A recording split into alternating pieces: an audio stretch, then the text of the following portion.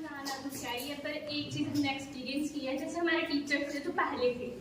तो उन्होंने हमें इतना सपोर्ट कभी किया नहीं, इन्होंने हमें टीचर की तरह नहीं किया, एज अ फ्रेंड लिया। जैसे कि हमने कोई भी डाउट होता था ना, तो हम सोचते हम टीचर से कैसे पूछें, बट ये था कि ये कभी हमें ऐसे मतलब इन्होंने इंस्पायर नहीं किया, कभी हमें डाउन फील नहीं कराया, कभी हमें ऐसा लगता था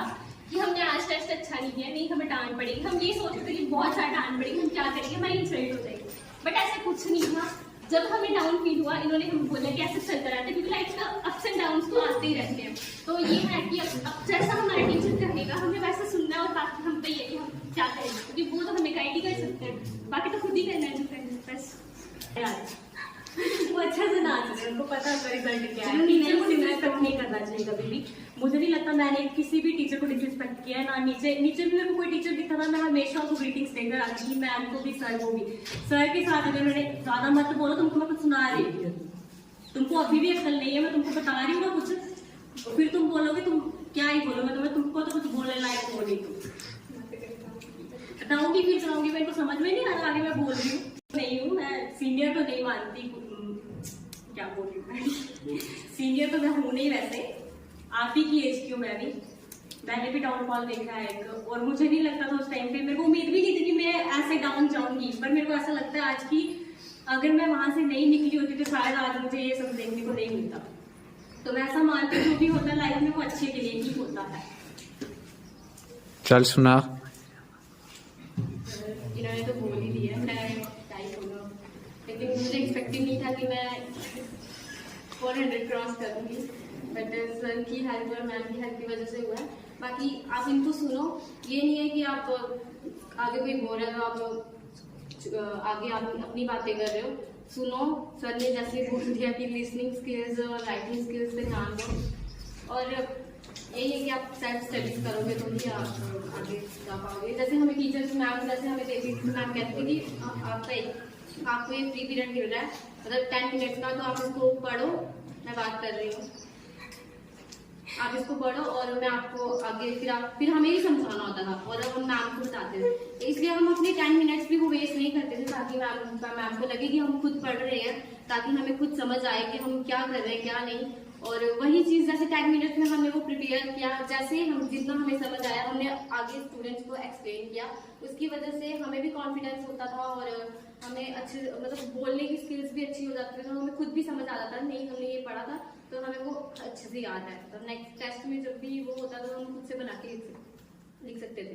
और ऐसा नहीं है टीचर चांस किसी को नहीं देते, मतलब ऐसा नहीं था कि जो आगे बैठे हैं उनको ही टीचर बोलेगा कि तुम उठो, सबको चांस दिया जाता था, लेकिन कोई उठता नहीं था। तो फिर मैम के सामने हम होते थे, सर के सामने हम होते थे, तो हम भी हमको ही खड़े होता था कि बेइज्जती तो नहीं करानी थी ना, फिर कोई खड़ा नहीं होता था। और आज वो जैसे थे पीछे और आज भी वो वैसे ही है। मैं किसी को इंसल्ट नहीं कर रही, किसी की बेइज्जती करने यहाँ पर नहीं आई, लेकिन आपको मैनर्स होने चाहिए, कौन आगे बोल रहा है कैसे बोल रहा है, आप नहीं सुनते, अभी भी हंस रहे हो। एग्जाम फेस करके तुम लोग आए हो, ये कैसे पढ़ सकते हैं एनआईएस के लिए? सेल्फ पढ़ाई सबसे इम्पोर्टेंट है, और ऐसा कुछ नहीं है कि जो आप सोचोगे बुक्स में से ही आएगा, जो उसमें से आएगा ना वो आपकी ना ऐसे डिपेंड करता है कि आप खुद से लिख पाओ, उसके लिए आपको प्रैक्टिस करनी पड़ेगी। ये नहीं कि आप बुक्स को ही रट्टा लगाओ, फिर तो कुछ नहीं होगा। टेक्स्ट क्वेश्चन तो बिल्कुल भी नहीं आएंगे, तो टेक्स्ट क्वेश्चन पे तो बिल्कुल भी मत जाना। बुक्स कौन सी फॉलो करनी है, क्या करना है? और मैं तो पहले कुछ नहीं करना है, जो आप समझाती हूँ ना, अगर वो भी अच्छे से समझ लेना कोई, तो वो भी फिर 70 क्रॉस तो उसका हो ही जाएगा, क्योंकि हमने कोई एक्स्ट्रा बुक यूज नहीं की, जो हमें आई हमने वही यूज की है, उसी में से पढ़ा है, सब कुछ उसी में था, और एक्स्ट्रा बुक्स तो हमने नहीं कोई एक्स्ट्रा पेपर सॉल्व किया है, जो पिछले सैम्पल पेपर होते थे हमने वही सॉल्व किए हैं, हम वही सॉल्व ले लेते थे। हमने नहीं किए, हम मतलब साथ में बैठे होते थे, हम साथ में डिस्कस करते थे, साथ में जो मैम टाइम देती थी हमको, हम डिस्कस करते थे, प्रिपेयर करते थे और बच्चों को बताते थे। हाँ, वैसे ये नहीं पूछना कि पास कैसे हुए, तो ये पूछना है बिना बड़े पास कैसे देखो जैसे आपकी कितनी अभी रिप्लाई आ रही है, नहीं मतलब इनको ना आपको अगर कंसेप्ट है वो क्लियर हो तो इंग्लिश बनाना आती है तो आप आती है, अगर इंग्लिश बनाना नहीं आती आप रटा लगा लो जैसे कहते हैं आपको पास होना पड़ेगा। इंग्लिश बनाना नहीं आती तो फिर कुछ नहीं हो सकता। वहाँ पर मैंने होम साइंस का पेपर देखा, वहाँ पर ऐसे क्वेश्चन आए हुए थे कि उनको फिर आपको खुद की नॉलेज से करना था, तो उधर बहुत सारे बच्चे जो थे वो ऐसे थे, उनको कुछ भी होम साइंस का आ रहा है, बैठे हुए थे, तो सर वहाँ पे पूछते होम साइंस में पढ़ना क्या है, तो तुमको घर की बातें ही लिखनी है, तो पता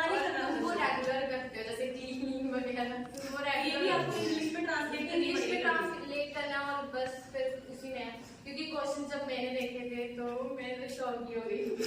मैं इसका आंसर कैसे दूंगी। और बस यही था कि वहाँ पे क्वेश्चन समझना भी ना